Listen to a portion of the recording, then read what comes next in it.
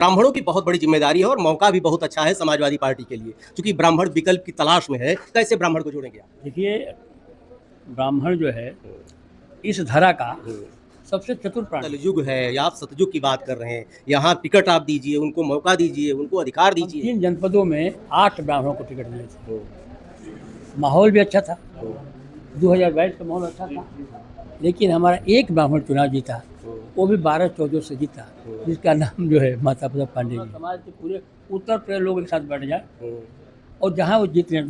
जो मेरा प्रश्न कांग्रेस के प्रति है, कांग्रेस सीट ना मांगे, कांग्रेस बताए कि हम कहाँ कहाँ जीत रहे हैं, हमारी पार्टी उनको टिकट देने को तैयार है। आपको सर कई जगह जाना है। एक प्रश्न लास्ट में आपसे, चंदा चोरी का मामला इस समय अखिलेश यादव जी ने उठाया, बहुत कह सकते हैं कि पूरे इंटरनेशनल हो गया और सही मुद्दे को उन्होंने उठाया। ये मुद्दा चूंकि चोरी पहले से हो रही, कहीं न कहीं इसको स्वीकार भी करते हैं आप, तो इस मुद्दे को चुनाव को दृष्टिगत रखते हुए बहुत सही मौके पे आपने चोट पहुंचाई, पहले क्यों नहीं पहुंचाई आप? इसको आप चुनाव से जोड़ रहे हैं।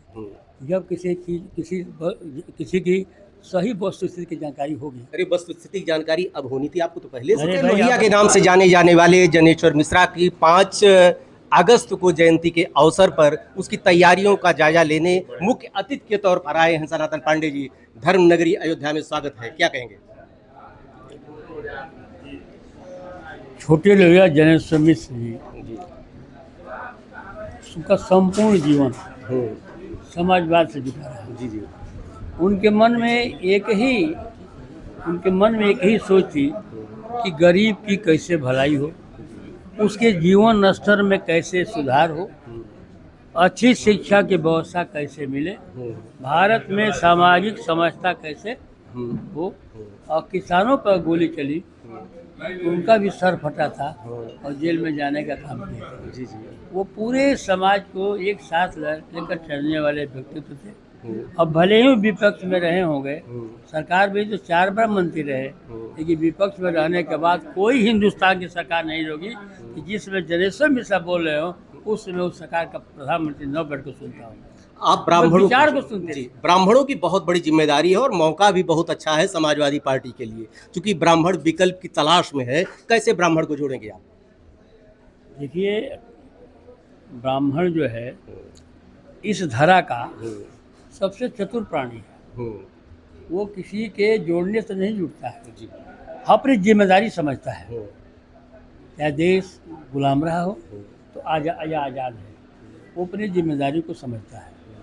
आज हमारे समाज के लोग महसूस कर रहे हैं कि अगर हम नहीं सुधरेंगे और ये सरकार और कुछ दिनों तक रह जाएगी, ये देश ही गुलाम हो जाएगा।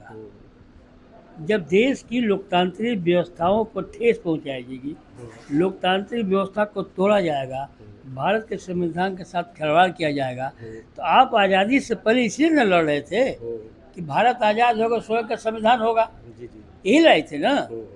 तो आज जो है उस पर जो है चोट पहुंचाई जा रही है। सब भारत संविधान को बदलने की साजिश है। लोकतांत्रिक व्यवस्थाओं को जो कि स्वतंत्र संस्थाएं थी, उसको तोड़ने का प्रयास किया गया। न वो बचा, न लोकतंत्र बचा, न भारत का संविधान बचने वाला है। इस स्थिति में जो है हमारे लोगों की जिम्मेदारी सबसे अधिक होती है। कुछ एजेंडा भी है आपका ब्राह्मणों को हमारा लेकर? एक पीडीए की एजेंडा है पॉलिटिक्स करते हैं साथियों, आप? हम पीडीए की पॉलिटिक्स करता हूँ, पीडीए का सांसद हूँ। जी भगवान ने मुझे सब कुछ दिया है, राजनीति जो फल होने चाहिए। 87 में मेरे पिता प्रधान बने, आज भी मेरी बहू, छोटी बहू प्रधान है। जी हमने 4 बार ब्लॉक का प्रतिनिधित्व स्वयं किया, या तो हमारे जिसको मैंने कहा वो प्रतिनिधित्व किया। एमएलए बने, कुछ दिन के लिए मंत्री बने।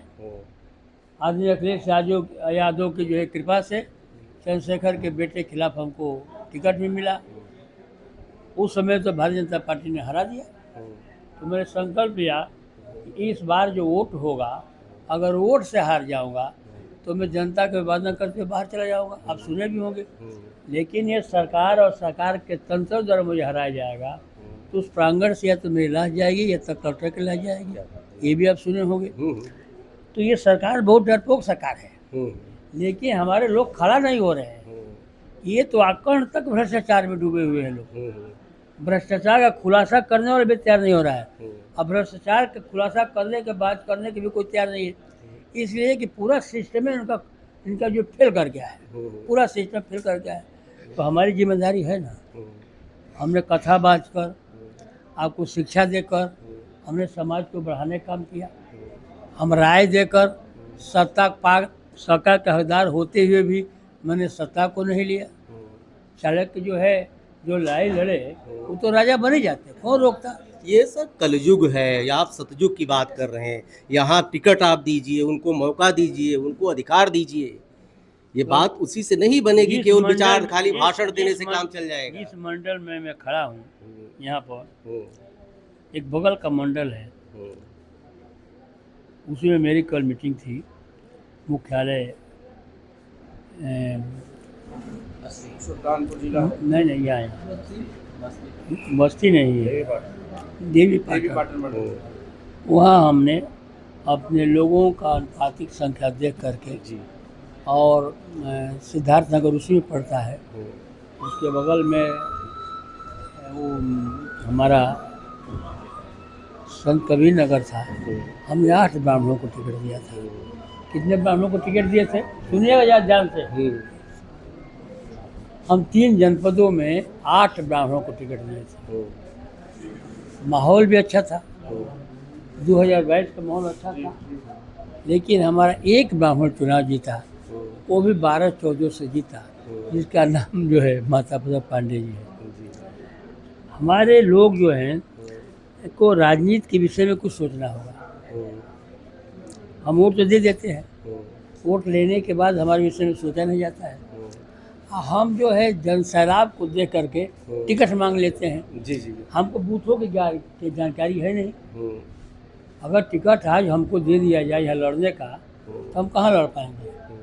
तो बूथों की जानकारी है नहीं, बूथ वोटरों की जानकारी है नहीं, वोटरों में जातिवार जानकारी है नहीं, इस बूथ का कौन मजबूत आदमी है हमको जानकारी है नहीं, हमारा बूथ का कौन रोक सकता है उसकी जानकारी नहीं, कहाँ हमारे अधिक वोट है हम उसको 90% गिरा सकते हैं, इसकी जानकारी नहीं, तो सिर्फ टिकट से क्या हो जाएगा। हम तो कह रहा हूँ कि ब्राह्मण समाज के पूरे उत्तर प्रदेश लोग एक साथ बैठ जाए और जहाँ वो जीत रहे हैं। जो मेरा प्रश्न कांग्रेस के प्रति है, कांग्रेस सीट ना मांगे, कांग्रेस बताए कि हम कहाँ जीत रहे हैं, हमारी पार्टी उनको टिकट देने को तैयार है।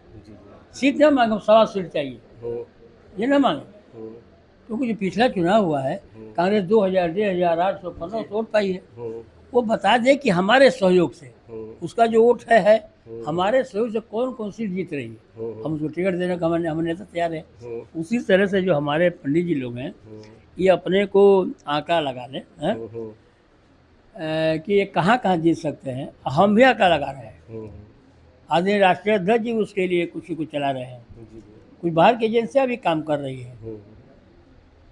इसके बाद जो क्षण कराएगा हमारे स्वजाति लोग वहाँ जितने लायक होंगे तो हम तो टिकट देंगे। हम तो 34 टिकट पिछले बार भी दिया था भाई। आपको सर कई जगह जाना है, एक प्रश्न लास्ट में आपसे, चंदा चोरी का मामला इस समय अखिलेश यादव जी ने उठाया, बहुत कह सकते हैं कि पूरे इंटरनेशनल हो गया और सही मुद्दे को उन्होंने उठाया। ये मुद्दा चूँकि चोरी पहले से हो रही, कहीं न कहीं इसको स्वीकार भी करते हैं आप, तो इस मुद्दे को चुनाव को दृष्टिगत रखते हुए बहुत सही मौके पे आपने चोट पहुंचाई, पहले क्यों नहीं पहुंचाई आपने?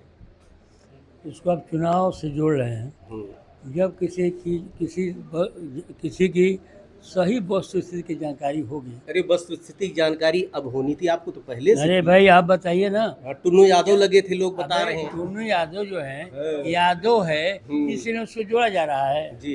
है चंपत राय कौन है, योगी जी कौन है, मोदी जी कौन है, इनको क्यों नहीं जोड़ रहे हैं?